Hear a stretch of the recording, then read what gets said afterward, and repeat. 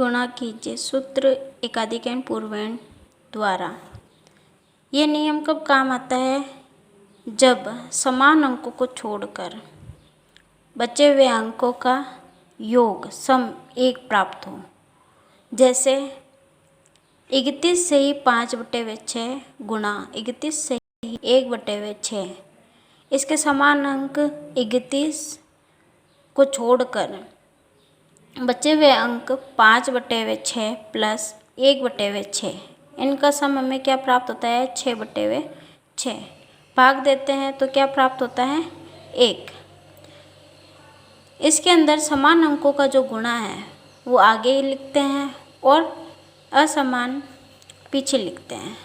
समान अंकों के एक अंक के अंदर क्या 1 जोड़ते हैं तो हमें क्या प्राप्त होता है? 31 गुणा 32।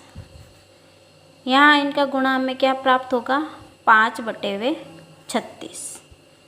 31 गुणा 32 क्या होता है? 992। 5/36। तो हमारा आंसर क्या प्राप्त होता है? 992 सही 5/36। इसी प्रकार के हम और भी एग्जाम्पल ले सकते हैं। जैसे 20 सही 7/13 गुणा 20 सही 6/13।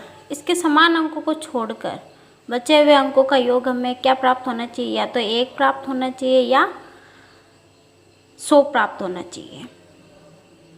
7/13 प्लस 6/13 इनका योग हमें क्या प्राप्त होता है? 13/13। भाग देने पर अब क्या प्राप्त होगा? 1। यानी कि इनका योग हमारे पास क्या आ रहा है? 1 आ रहा है। समान अंकों का गुणा कहाँ लिखते हैं? आगे लिखते हैं और असमान अंकों का गुणा पीछे की ओर लिखते हैं। 7/13 गुणा 6/13। समान अंक के अंदर क्या 1 अंक जोड़ते हैं तो 20 गुणा 21। यहाँ हमें गुणा क्या प्राप्त होता है? 42/169। 20 गुणा 21 का गुणा हमारे पास प्राप्त होता है 420। 42/169 तो क्या प्राप्त हुआ? 420 सही 42/169। इसी प्रकार 103 गुणा 197। इसके समान अंक क्या है? 1 और असमान अंक क्या है? 0, 3 और 97। 0, 3 प्लस 97 इनका योग सम हमारे पास क्या प्राप्त होता है? 100। समान अंकों का गुणा आगे की ओर लिखते हैं और असमान का कहाँ लिखते हैं? पीछे की ओर।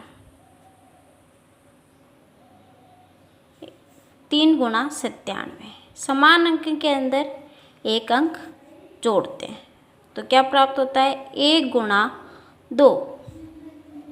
3 गुणा 97 ये हमें क्या प्राप्त होगा? 291। यहाँ हमारे पास अंक कितने हैं? 1 2 3 4। तो गुणा करने पर भी हमारे पास 4 अंक होने चाहिए। यहाँ हमारे पास गुणा करने पर अंक कितने आ रहे? 3।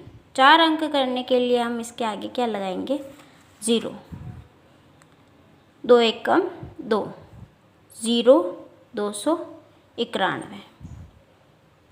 2 0 291 ये आंसर आ गया।